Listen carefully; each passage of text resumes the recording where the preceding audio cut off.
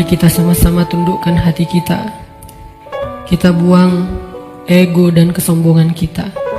Coba kita sama-sama ingat-ingat kembali hari-hari yang pernah kita lalui dalam hidup. Hari-hari yang pernah kita isi dengan perbuatan dosa-dosa besar dalam hidup kita. Karena sungguh tak ada satupun manusia yang tidak pernah berbuat dosa. Semua kita adalah para pendosa. Semua kita adalah kotor. Semua kita adalah hina di hadapan Allah. Semua kita penuh dengan aib. Bahkan aib kita ada di sekujur tubuh kita. Sesungguhnya aib kita ada dari ujung rambut sampai ke ujung kaki kita. Semuanya ada bekas-bekas dosa di masa lalu yang kita kerjakan. Tidak mungkin ada orang yang tidak punya dosa di antara kita, sehingga dia merasa tidak perlu mengingat-ingat atau memuhasabahi dirinya. Tidak mungkin ada orang di antara kita yang suci sesuci Rasulullah SAW. Bahkan banyak dari kita yang bahkan sampai hari ini mungkin baru saja melakukan dosa besar kepada Allah. Atau mungkin kita tidak melakukan dosa besar tetapi kita meninggalkan perintah Allah yang wajib, dan itu sama dengan dosa besar. Maka teman-teman sekalian, mari sejenak kita renungkan perjalanan hidup kita.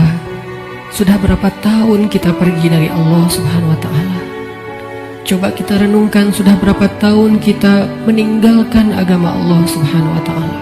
Sudah seberapa tahun kita menjauh dari Allah Subhanahu wa Ta'ala? Sudah berapa tahun kita mengabaikan perintah dan larangan Allah Subhanahu wa Ta'ala? Sudah berapa tahun kita mengabaikan panggilan-panggilan azan untuk menghadap Allah Subhanahu wa Ta'ala? Sudah berapa tahun kita hidup hanya dengan pilihan kita sendiri, seolah-olah kita lebih tahu yang baik dan buruk daripada Allah Subhanahu wa Ta'ala? Sudah berapa tahun kita menjadikan Allah tidak lagi penting dalam hidup kita? Coba renungkan perjalanan hidup kita. Apa yang telah menjadikan hidup kita berantakan selama ini? Hal apa yang telah menjadikan hati kita keras sehingga malas melaksanakan sholat?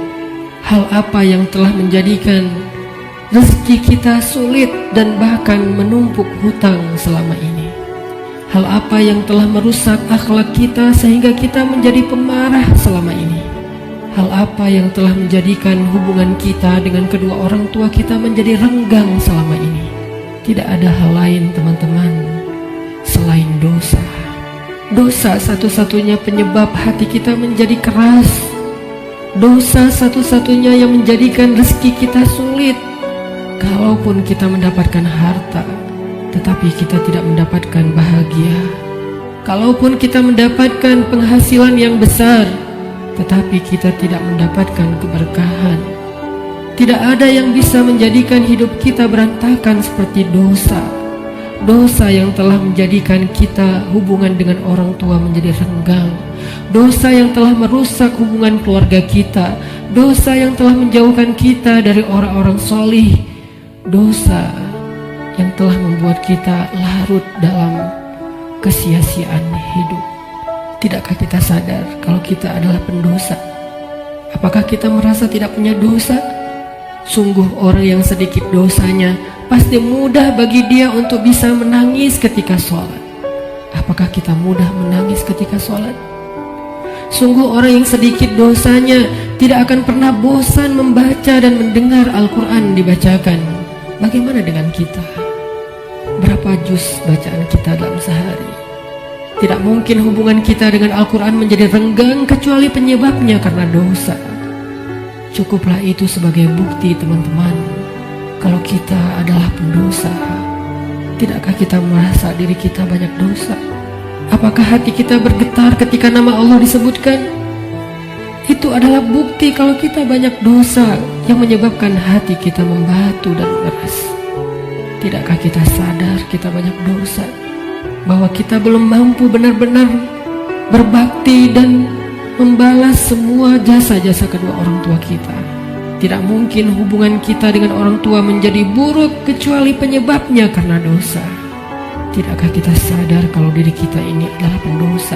Lihatlah berapa sering kita marah dalam satu hari, karena sesungguhnya orang yang sedikit dosanya Allah akan kuatkan kesabarannya dan ditahan amarahnya.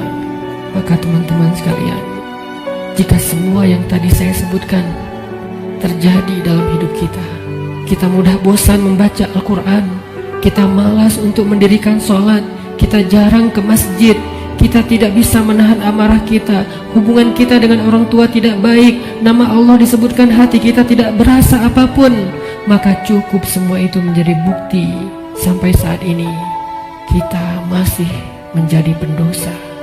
Maka marilah teman-teman sekalian, kita akui saja dosa kita, karena orang yang tidak mengakui dosa-dosa dan kesalahannya adalah orang sombong di hadapan Allah.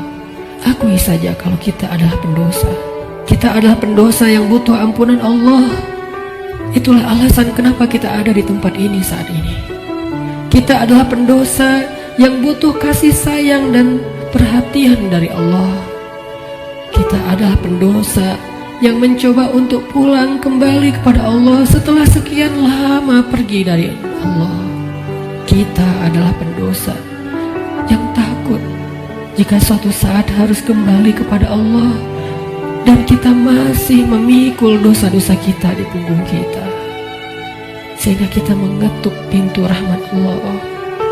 Ya Rahim, bukakanlah pintu rahmat dan kasih sayangmu untuk kami. Kita mengetuk pintu ampunan Allah. Ya Ghaffar, bukakanlah pintu ampunan untuk kami para pendosa. Kami tidak sanggup pulang bertemu dengan Engkau dengan memikul dosa-dosa. Jangan biarkan lidah kami menjadi keluh di akhir hayat kami, sehingga kami tidak mampu mengatakan La ilaha illallah, tertahan oleh dosa-dosa. Jangan biarkan kubur kami menjadi sempit, meremukkan tulang belulang kami, gelap gulita, dan tidak ada penolong, tersiksa karena dosa-dosa. Jangan biarkan kami berjalan tanpa alas kaki di padang mahsyar yang panas, seorang diri tertatih beribu-ribu tahun lamanya dan tidak tahu arah kemana, karena kami harus memikul dosa-dosa.